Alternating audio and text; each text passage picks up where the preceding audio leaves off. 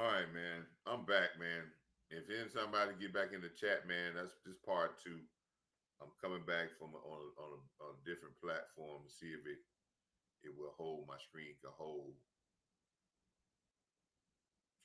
up. I'm seeing my numbers go up. My numbers getting better. My numbers getting better. Hoping my numbers get to a point where they can hold up. I don't know why my numbers keep going back and forth, man. I think my numbers are good to go now. I think I'm good to go with my numbers. Um, I'm back out there, man. I was just venting on my last one, man. I had some people coming in. I know people with. I had some people out there talking about um, people about Shotty talking about he's gonna run the ball, man, and all of stuff, man. It really trips me out when people with about this, man. Um,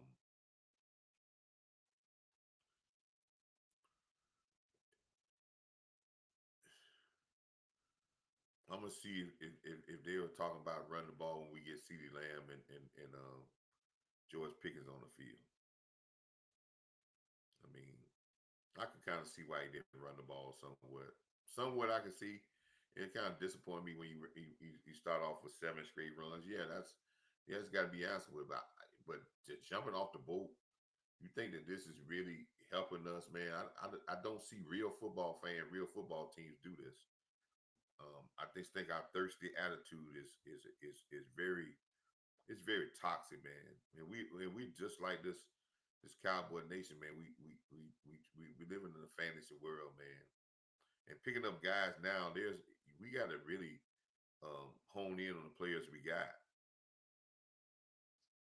And I say that in a very positive way, but we really got to hone in on the players we got. There is no guys out there right now in this particular point in time that you're gonna go in and get at this particular point that's gonna change your whole season.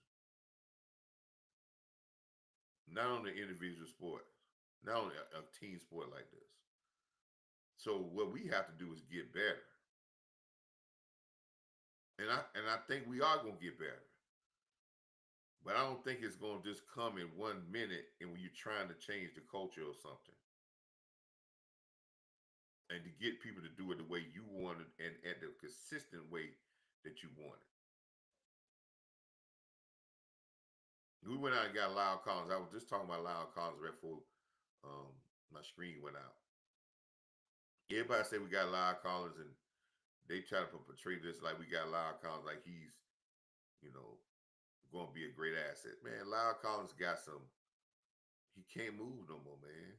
He's straight legged. His knee is gone. He already had a problem with his hip. He's still falling over because he can't get no. I mean, he's falling over. It's a difference from falling and then tipping over because you don't have the balance in your leg. You can't get it out there to cut yourself off and balance yourself. And he's playing high. He's got to be up high. He got to pass. Got to be up level. Got to be up high because he can't bend. Now I see why he was out of football last year. And the Cowboys got him at dirt cheap, man. Probably veteran minimal or less, and probably ain't all guaranteed. If he make the team, he'll get so much, but they'll probably cut him and put him on the practice squad. They'll probably cut him with the training camp over so they won't have to guarantee him no money and put him on the practice squad. He'll make a little bit of money from the Cowboys, not much. Probably make $1 million when they get finished cutting him and bringing him back. If they let him be on there. I mean, I didn't see a team that looked that bad. I didn't see a team that looked as bad. Now, Joe Milton, yeah, I see it live. We got to coach him hard. I don't like the way he's smiling, but then I do the research on today. He got out of New England because New England coached him hard. He may be not a guy that can't accept being coached hard, so they're trying to do a different route on him. But he needs to be coached hard. I think Lou said something great in there, talking about he just had too much freedom. He has had freedom to make mistakes, and then you got to rein him in with a game plan. Is that what the best game plan for him to be successful yesterday? No, no, it wasn't. Was Schottenheimer trying to experiment with him?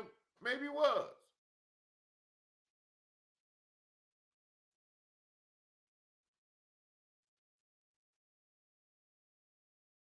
But most games is not as bad as what they seem when you look at them. And some of the games that you win big, when you go back and look, it's not as good as you think it is.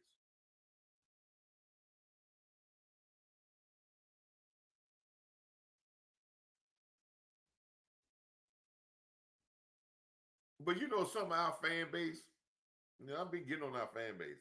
Some of our fan base want to jump on Schottenheimer and jump on the bandwagon talking about he's on the hot seat because they're scared about what the other fan bases are going to say to it.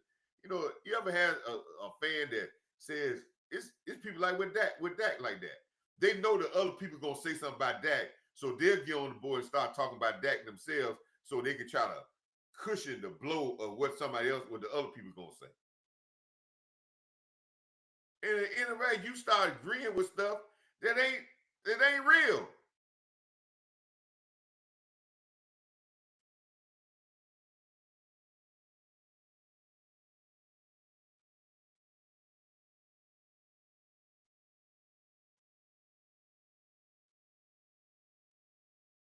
I told y'all, man, if you've been following Coach Marv, and I'm saying this a lot because it's not, I lost a lot of people that I had in my chat the last time because it was really a good chat, and I should have went on this platform right here instead of the other platform because this give me a little bit a better uh, a backup coverage.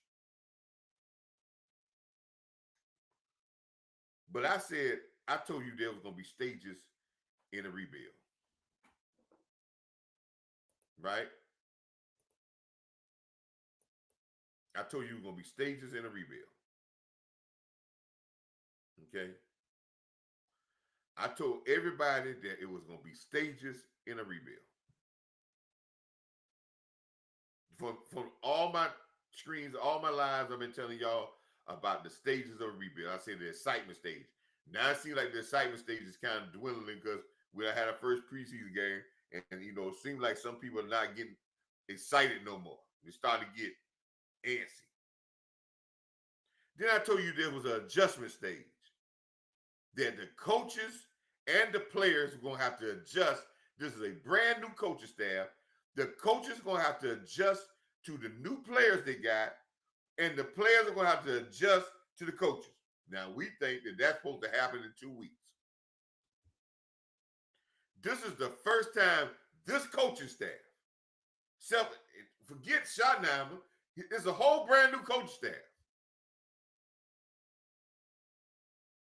This is the first game that this coaching staff had with this players, even returners.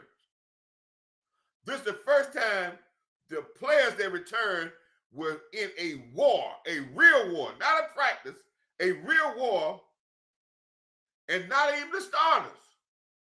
So it's going to be adjustment there with this coaching staff in a real game setting.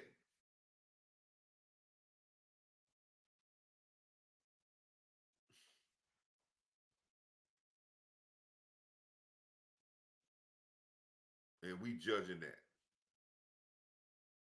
And I ain't we judging it. Man, we're almost talking about fail or pass the class on the first day.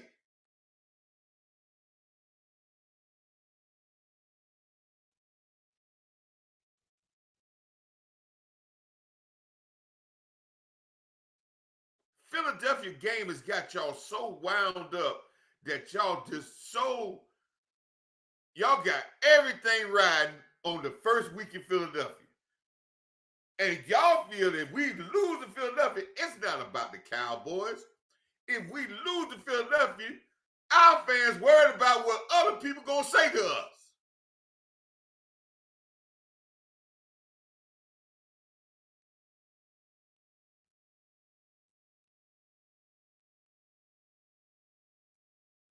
And if you're a fan worried about what somebody else is gonna say to you when you root for your team, man, you got to be very careful about what you rooting for. You rooting for just to be in the know? Or are you rooting for your team to win? Because really, it's the end result of the whole thing that you should be worried about.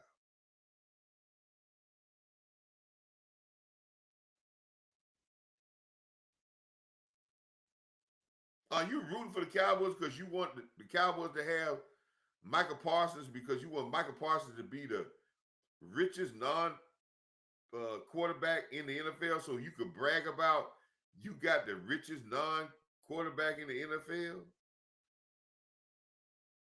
Or you want him to be so he can be the MVP of the league to help you get better so the end results adds up to a Super Bowl?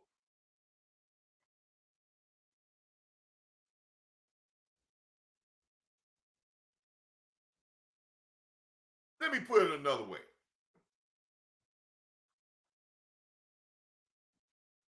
Do you want a watch that's a nice watch that can tell time? Or you want a bling bling watch that can tell time but may not last as long, but it got all the bling?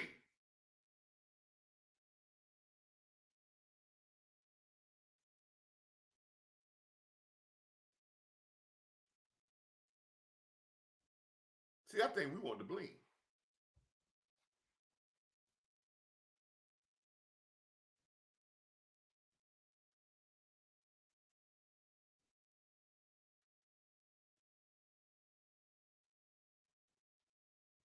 I told you we're gonna go through this adjustment stage, and then I told you afterwards I said we're gonna go through the excitement, the adjustment stage. That means everybody's gonna adjust. We got to adjust. They got to learn their players. They got to learn their coaches. We got to learn how to practice, how to prepare. This is a good lesson about how we should have came in this game prepared. This is the first real for your backups guys that you may be dependent on developing. This is their time to be able. You talk. They kept talking about development. They kept talking about development. Well, they trying to build some depth with some development. You can't build it. I'm listen. I've been a component of us playing starters for a quarter at least, but not no more than that. Maybe sometime a half, but not right off the bat. I know teams are doing that now, playing right off the bat, but I'm not a component of playing around the bat. If you're gonna play them, I will probably play them in game two, so they could be off game three. I wouldn't play them on game three, but I'll play them in game two because now I got the fatigue of the first couple of weeks out of practice. Now they should be getting their sea legs. Then I'm gonna give them that 1 quarter. Then we're gonna, you know, just do practice. I don't think playing them in game one is is smart to me. I don't think the dress rehearsal at the end is smart anymore now because you got a quick turnaround for the first game. But I believe the middle game is where I play my guys at least 1 quarter, one series.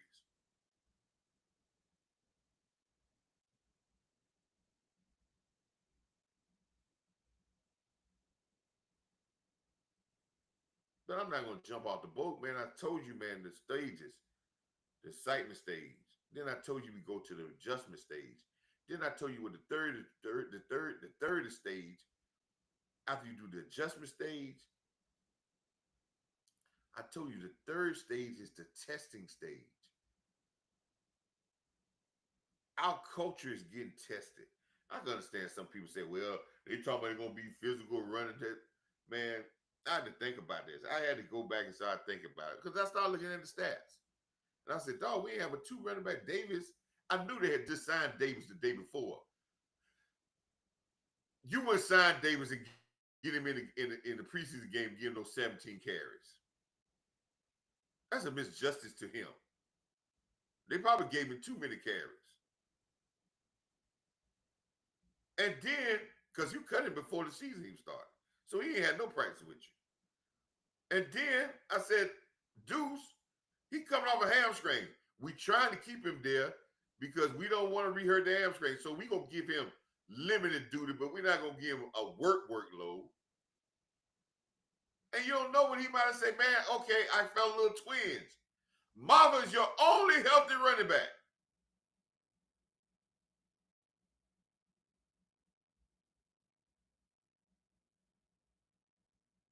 So you did start the game all right. This is not being a apology, but you ain't gonna come on, man.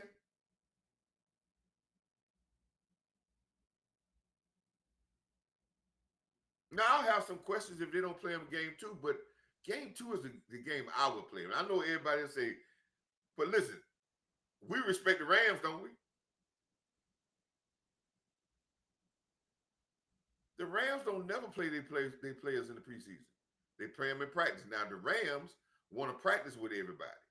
The Rams practice with us and then supposed to practice with the Chargers this coming week, but they canceled that because the Chargers got more injuries. So the Chargers said that they backed out the practice because that's where the Rams get their physical work in practice. Yeah, man, Todd, they look good, but listen, you couldn't go in this game and say we're gonna run them to death. David just got off the street, man. Malik. And then if you did Marvin that, you don't know if Marvin had a little bruises or whatever. You're not gonna run him. You listen. You trying, but you're not gonna try to hurt the guy. You ain't playing none of your starters. You really trying to get certain things. Listen, I don't totally agree with it, but I can see it. But this is not no reason to jump off the boat. This is not no reason to talk. When I see people talking about hot seat of a preseason game,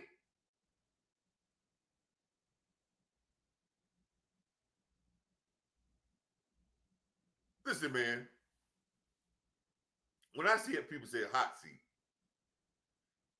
I think about my team that I like in college. You know what team I like in college? I love Bama. Now, if Bama says in a regular early bound game that you're on a hot seat, I can see Bama fans getting a little crazy because Bama fans win national championships. We ain't playing the NFC championship game. We get people putting people on the hot seat out of a preseason game. Really?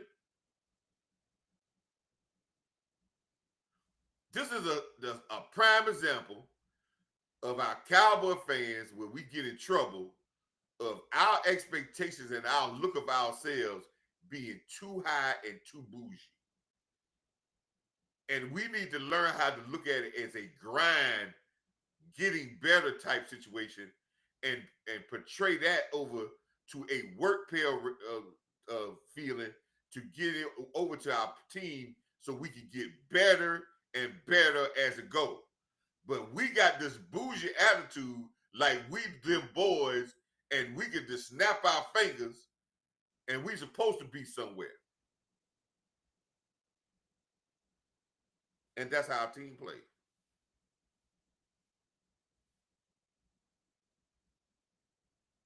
The most important thing that Green Bay said the year that they beat us in the playoffs, and they tried talking about them little linebackers. They were there. Remember, y'all watched when they used it. They were showing the clips of the Green Bay players talking before the game and trash talking. You know what they said?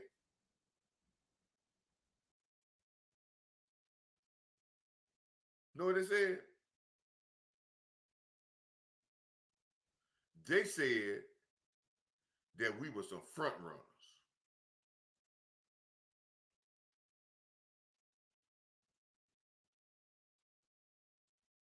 You know what front runner means?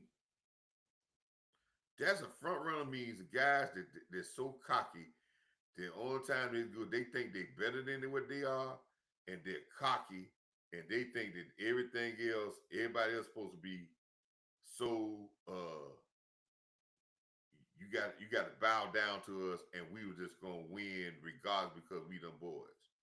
And our fan base went in there saying, "Oh, we blow teams out of home. We ain't no but Green Bay.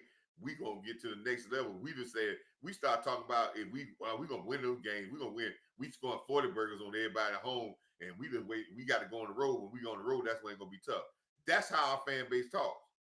That's why I keep saying, man, our fan base is not like a Pittsburgh, a Philly, a Green Bay fan base, a true champion. And I hate to say this about Philly, a championship mentality fan base. They know about the grind it takes. They don't care if they have to muck it up. They don't care if they have to win by a point. They don't care if they have to win 2-0. They don't care if they have to win by being physical and knocking people out. They don't care about if they got to run the ball for a play. They don't care about they got to win on defense. They're not going to throw their quarterback away. They don't care. That they're going to stick with him forever. Pittsburgh stick with their quarterback. Their coaches. They have 3 coaches in 60-some years. Quarterback throw an interception, but they know when he does good, they good. They whip their guy. We the fair weather. As soon as something go wrong, we got a problem.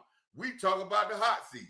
And if any content creator goes and runs with that, I got a question about them.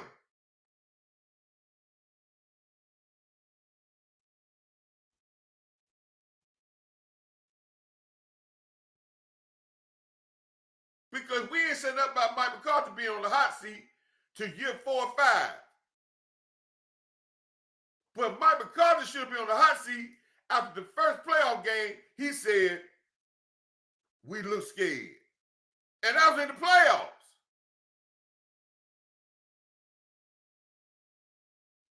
But no, we some front runners, name recognition. We say, well, Mike won a Super Bowl.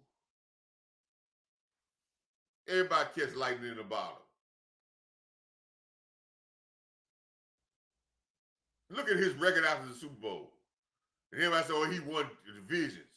He played the worst division in football. That's always been the worst division in football.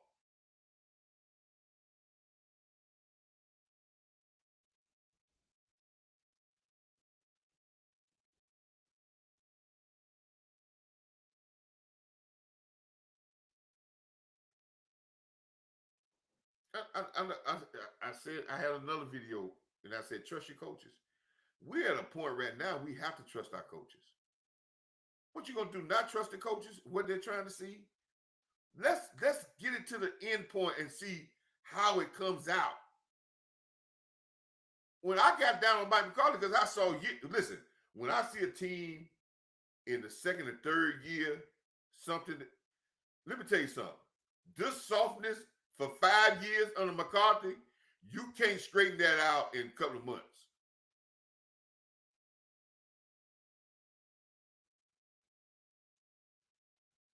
But you can't be a coach, build a tougher culture when you got a fan base. When we talk about jumping off the boat, talking about this ain't the guy, this ain't this. We need to go get this player. We need to get rid of this guy and get that. How can you change and be a tough culture and your fan base is soft? And I know I'm losing a lot of fans when I say that, but that basically because when you start talking about that type of stuff, that's soft. We ain't talking about getting better. We're talking about getting rid of guys.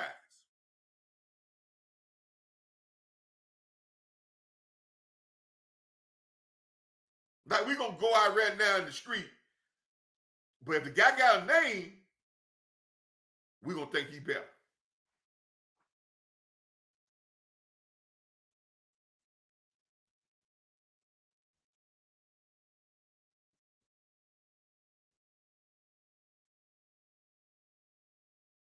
I told everybody when they were talking about getting what's the guy that played for the Rams, the receiver, Odell Beckham. I remember talking to somebody. I hate to say, I remember talking to Law, and I told them Law then. I said, man, Odell Beckham is done. That's the reason you got it. Everybody talking about well, he's better than what name because Odell Beckham, he gonna get respect. What Odell Beckham did since then.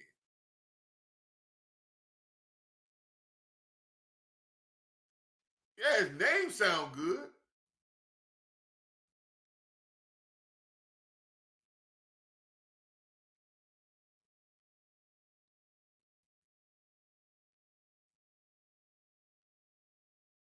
I love I love Gilmore. I repeated that. I you know I know some people that know Gilmore. Gilmore is a South Carolina state. He's a South Carolina guy, a good dude, a good understanding dude, a smart guy, a guy that really knows championship football because he was taught by Bill Belichick.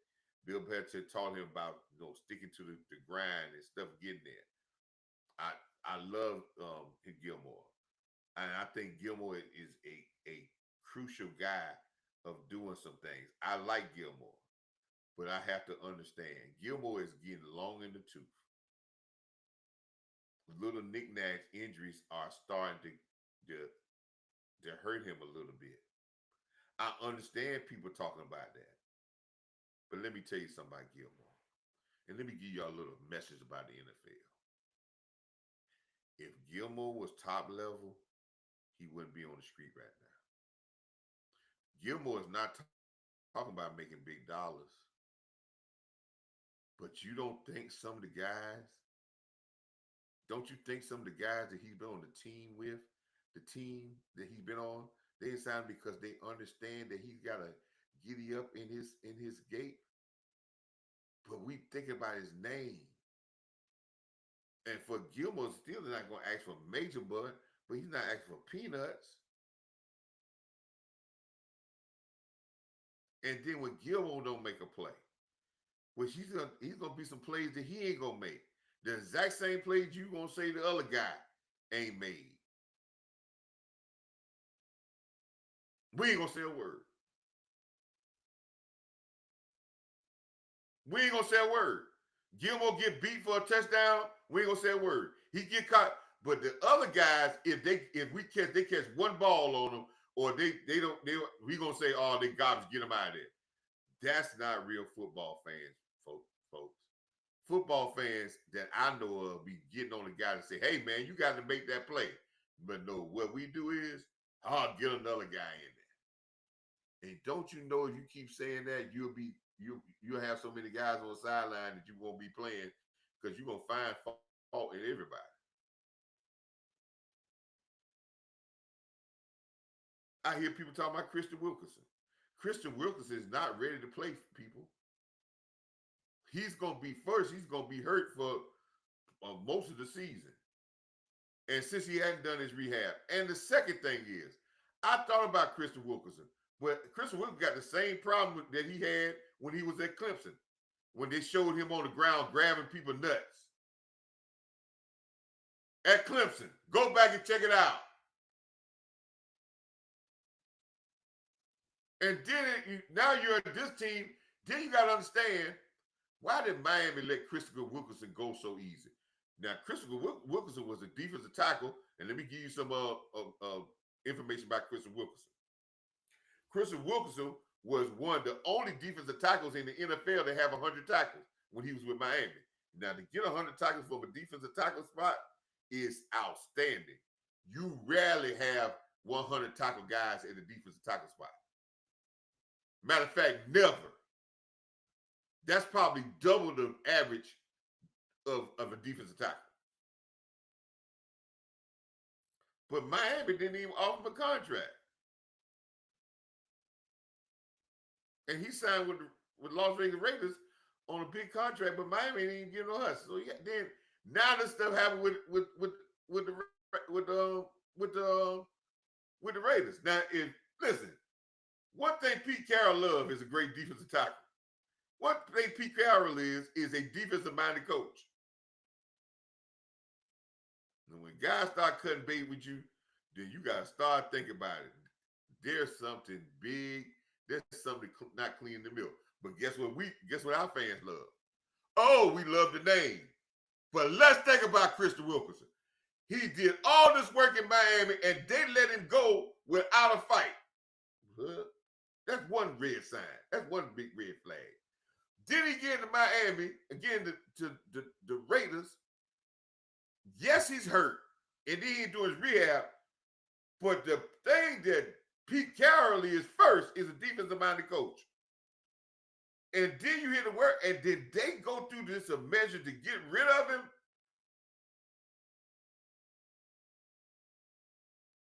Guess what? There's baggage there. And only thing we see in his name, we overlooking the red stop signs and seeing the name alone.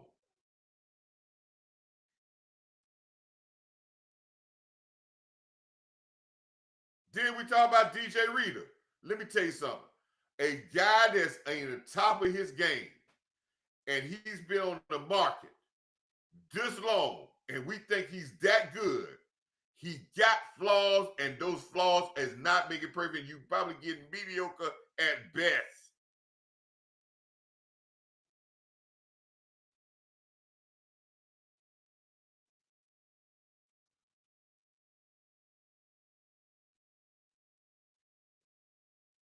Christian Wilkins is not going to play till probably week 8 if that foot heals.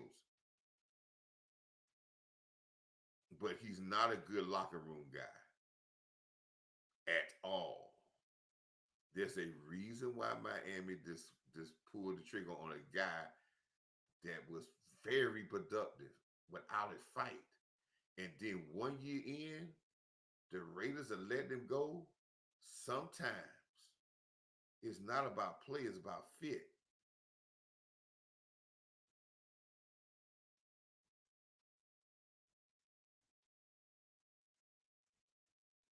I just don't understand, man.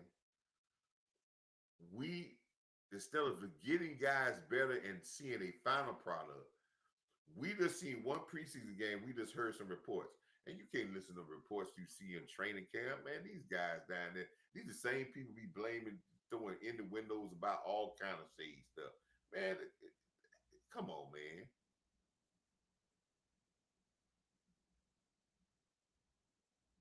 Joe Milton. I hear somebody say, it's time for Joe Milton to be traded. What we talking about? Joe Milton, I don't think Joe Milton had a good game. But I will say this. Joe Milton game yesterday was better than any of the games he started when he started at New England. Look at those games.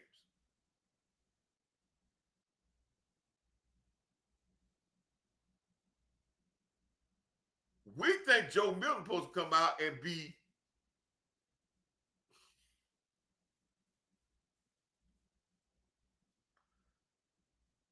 one thing I say, he missed plays, he missed passes. The one interception he threw was a crazy interception. He shouldn't even threw the ball down that way, but that was a crazy interception. I would say this. He is not a starter. I would say this, but he does, and he should have had more interceptions because a couple of those passes should have been picked off.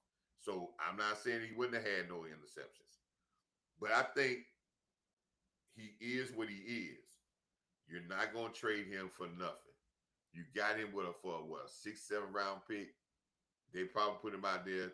Nobody's going to give you nothing for him now. If you got a 6 or 7 round pick, you think somebody's going to give you a 6 or 7 round now? They're going to give you a third or fourth? No, you're not going to get anything.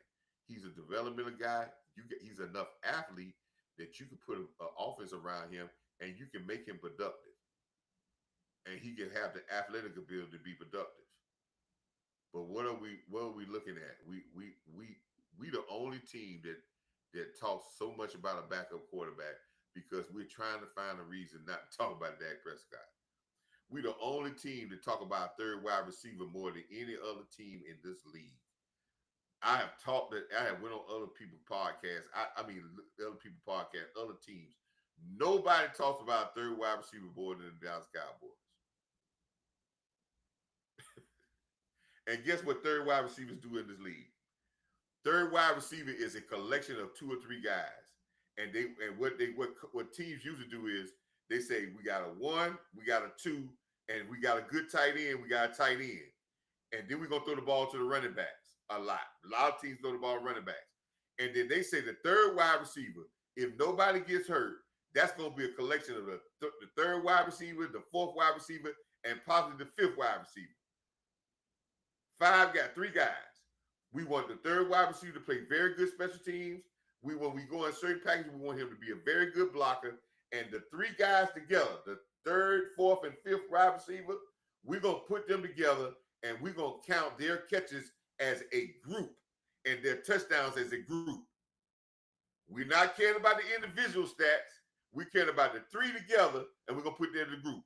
And now, if that three together can get you 70 some catches or 80 catches, the three together, and get you 10 to 11 touchdowns, your third wide receiver group is very good. The three together.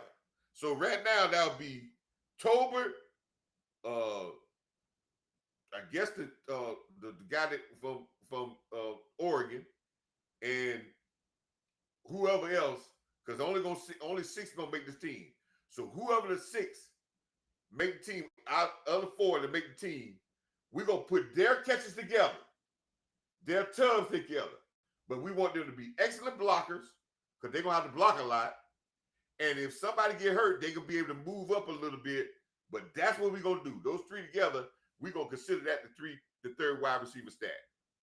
That's how every other team think about it. But except the Cowboys, we want a number one receiver at number three. We worried about how good the third wide receiver is in one-on-ones. We worried about how good the third wide receiver in pass routes. But understand, the third wide receiver most of his job is to block. He's going to be doing the dirty work. You may have him go in motion, and he has to pull in there and shield off a linebacker. He's going to have to go get the safety. He may have to get blocked downfield. He's going to get catches, but it's going to be all three of them. We're going to count all their catches together, and at the end of the year, we're going to say this is what the production of the third wide receiver is. But we, as Cowboy fans, worried about who's the third wide receiver. No other fans worry about that. They switch them out like water. Tell me who the third wide receiver in Philadelphia. Tell me who they keep talking about. I'll wait. And last year, their second wide receiver ain't get 1,000 yards. He got 68 catches. Matter of fact, their second wide receiver has stats like Tony Tolbert. Nobody want to hear that. Smith had Tony Tolbert's stat was close to Smith. Nobody want to hear that. But we worry about third wide receiver. It kills me. And every year I tell y'all the same thing. And every year around training camp, we get in this argument, and we have shows of the shows talking about third damn wide receiver. And no other team does that. No other team talks about their backup quarterback like we talk about, and hoping that he has a game so we can say he's better than the starting quarterback. And there's no way in the world that's going to happen. It's ridiculous.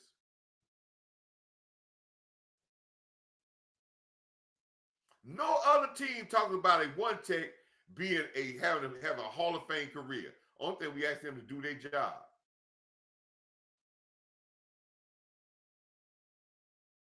But our fans, we say the whole running game is based off the one tech. I heard nobody talk about how our linebackers going to play better on the run. I ain't had nobody say they put pressure on the defensive ends to play the run. Nobody talking about they put the pressure on the safeties, because the safeties are vital in run defense. Nobody talks about that. Nobody talks about we got to get better play out of certain things. We talking about we just need to get a one tech, and we need to get Mozzie out there, and that's what it is. One tech's going to stop the run. I have, as long as I've been in football and coached it and played it, I have never seen a running game stopped by one guy. I never done seen that. Because if you got this one guy that can stop the run, I can make sure we'll run on him. Because the other guys ain't going to do their job and be aggressive. But we the only team that does that.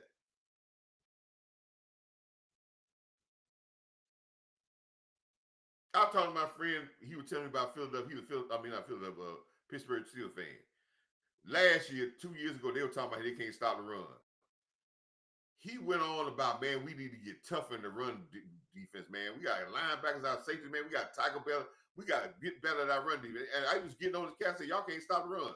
But he never pointed out one guy.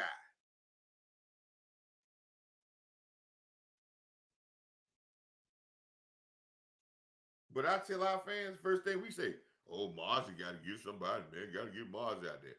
We think we're going to go get a one tech somewhere now that's going to just be, and you think, then we think that somebody going to trade somebody to us, and because they was going to give people, they going to give people that they was going to give a great player to the Cowboys. Yeah, Justin Simmons out there. I mean, yeah, the guy from the Tennessee Titans out there. Yeah, you can go get him. If he worth something, you gonna go get him. If he got a hiccup and they're gonna try to get rid of him, they're gonna try to get rid of him. But if he ain't got no much of a hiccup, they try to get rid of him. Oh, you gonna pay a pretty good penny for him. You gonna pay a you gonna pay a good penny for him.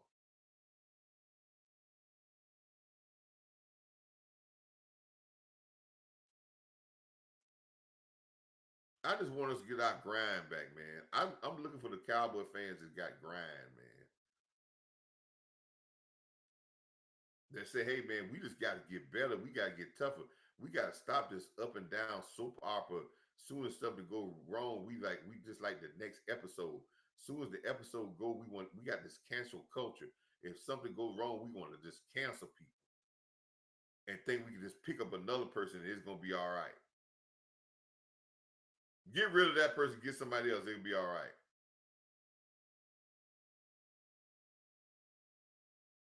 You know how long you be chasing your tail that? And I ain't saying that you don't supposed to upgrade with your talent, but goodness, did we get it? The talents up? Are we just saying, oh man, we get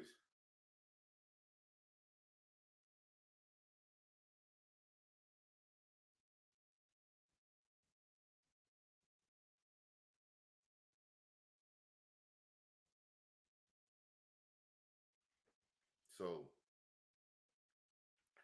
I know I gotta get ready to go to work tomorrow, man. I just wanted to come on, man. I just think some of my guys, everybody who's came into the chat, Kevin, Dollars, somebody who came in here, there's a Mark Holmes, man. I love Mark Holmes, man.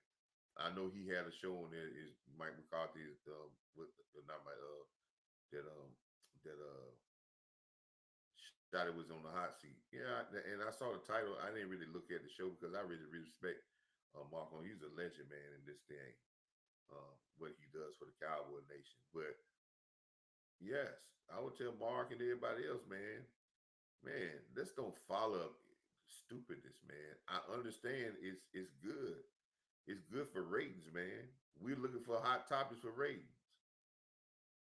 But I'm gonna leave you with this, man. I'm gonna say this, and this is maybe gonna be up, and I don't care about upsetting people because listen, I'm not in this game for popularity contest, and I always gonna be honest with you. Gonna shoot from I'm a straight shooter. We got a person that's running this country because not because we think he's right, but he's entertaining.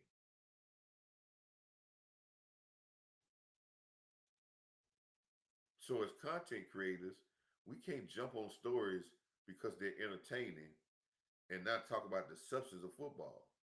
I know it's easy to talk about entertainment because when you start making money with these channels and you getting clicks, you monetize, you want to have hot topics. So you may understand that, but it's a thin line from being really real and trying to make loot.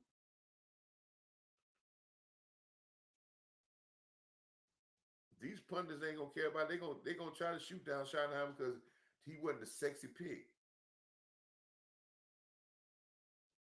And I guarantee you could have had a guy that had Sean McVay could have been over here and did the exact same thing in this first one day game. And y'all would say a word because y'all would say, "Oh, that's Sean McVay."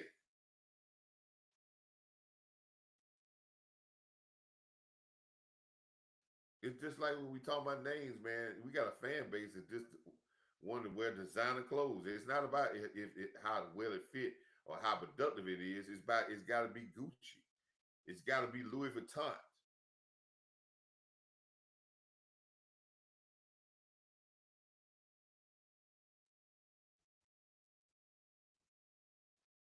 If I was Schottenheimer, one thing I would change,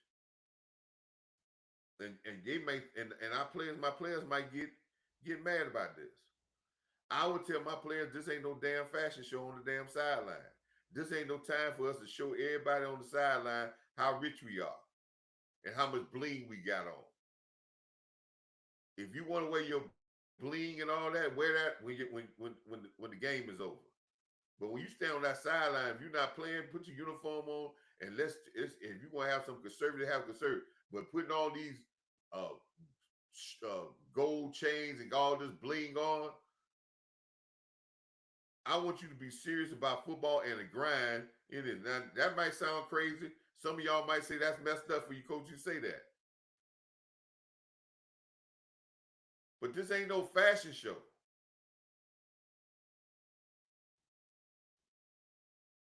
I had a coach in college always say, "Get your mind right. Get your mind right."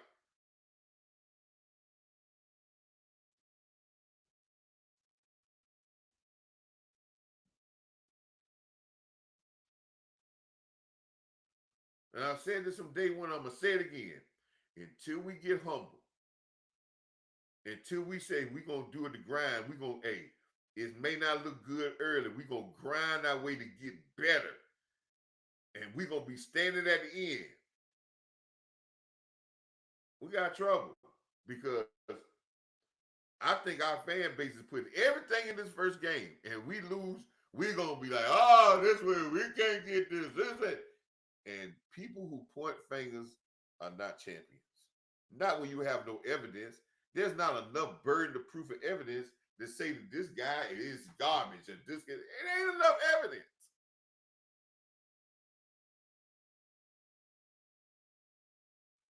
So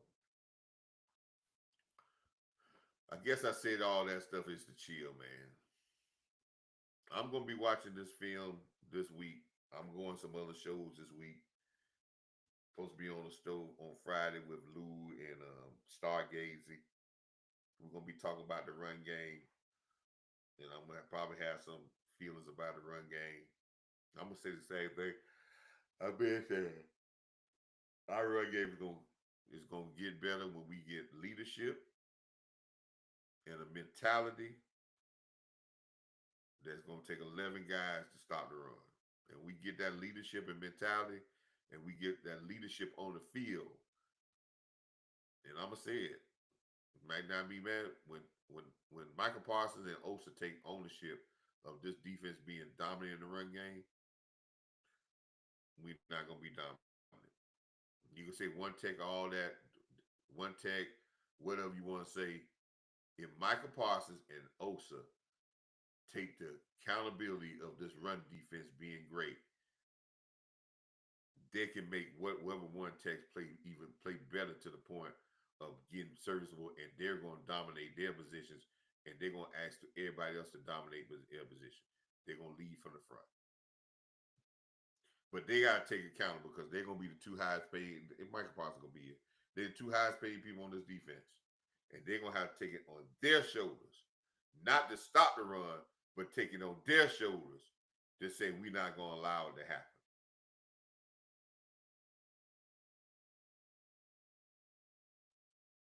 That don't mean the leaders do it all, but they dominate their part and they expect the best out of everybody else. And they don't expect it, they demand it.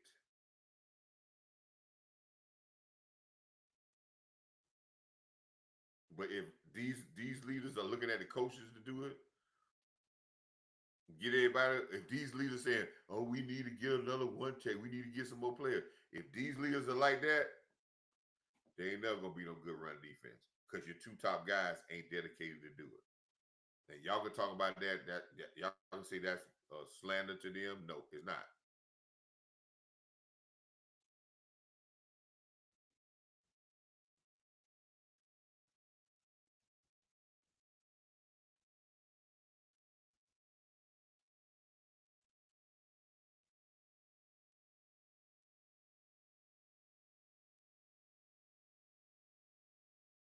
And Dak has never led the league in interceptions. Dak has had 1 year of interceptions, Dak is probably one of the best interception to touchdown ratio guys in the history of the NFL. Don't believe the narratives you mean. You had one year you had a hiccup, and you had two of the best years when he was played. That he had threw under 11 interceptions in a year, and throwing interceptions in a playoff game happens by a lot of playoff quarterbacks. But we expect him to be perfect. That's crazy. But like I said, until they take the ownership of that, so they take the ownership of it, I think, and they become leaders and become not just vocal leaders, but putting their foot down leaders. And guess what? This run team will get this run game get better. We'll get better at the run game. But I'm still say it. Those two have to take ownership of it.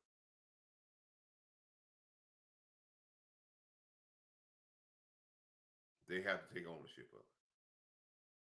And some people just out there throwing names. Um, Mark, it's not names. Anybody talk about what a player needs to do to get better? Anybody talks about a player, say anybody talks about a player, anybody who out there calling out names about getting different players, has y'all talked about anything? Has anybody pinpointed anything the player needs to do to get better? Somebody say so and so Toby need to get, man, he needs to get make so and so catches. He need to make this type of play. Nobody talks about it. The only thing we talk about they garbage. We need to get another person. That's just looking on general basis, man. But till Michael Parsons and Osa take ownership of this run defense, they ain't gonna get no better. And when they take ownership and take it seriously, we'll get better as a run defense. And not until that time happens. Um, Again, I'd like to say thank you, man. Thank you for following, man. If there's anybody out there in the chat or somebody that may be looking at this show from another point of view, you may pick up on this show later on. You might tune in on this show because you may see it on YouTube, and you may tune in this show to see what old Coach Marv is talking about. You may say you see the two, you see the first part, and you say, "Oh, let me go find out the number two, the panic two," and you look there and you say, "Okay," and you see Coach Marv, you follow through the end with me, and you say, "Hey, Coach Marv needs trying to get monetized, trying to help the channel grow. If you want, please." Uh, you can cash at me at $PBS 222, and you can donate to the chapter. I mean to the to the channel. Again, as I thank you. I'll probably be going on probably again. Sometime we're gonna try to put out, but listen, man, let's don't panic. Calm down. We're gonna be all right.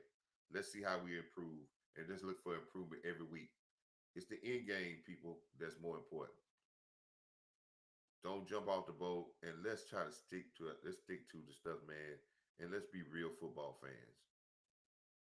I just have to say it that way. Let's be real football fans. And I tell everybody again, like I said in my first on the first part, watch other teams, man. Go out there and watch other football, and then some of the same stuff you see with the Cowboys, you're gonna see with other teams. So you're gonna understand some of the things that they're going through that's happening is not just the Cowboys. It's everybody. And you see how they work through it. Their fan base don't go crazy about it. They get better. Let's watch other football, man. I think some of our Cowboy fans is too wrapped up in just watching us and not watching the other teams. And then learn your team. Learn your history of your team. And you'll be able to see it when your history shows you that we're in the same spot, that you'll understand that we're not in a bad spot right now. Until next time, people, as always, love you. I'm out.